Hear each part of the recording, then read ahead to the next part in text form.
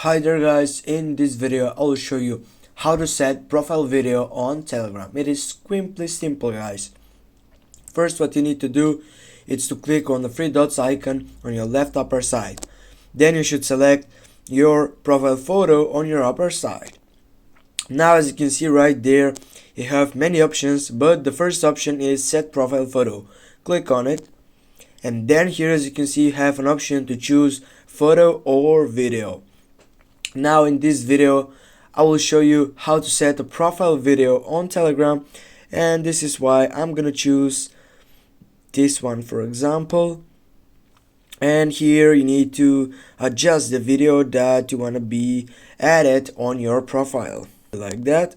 Go on the tick. Now you need to wait for loading and take a refresh right now by getting back and getting again right here. And guys, here as you can see we have set profile video on our Telegram profile. Thanks guys for watching. Don't forget to hit that like and share the video.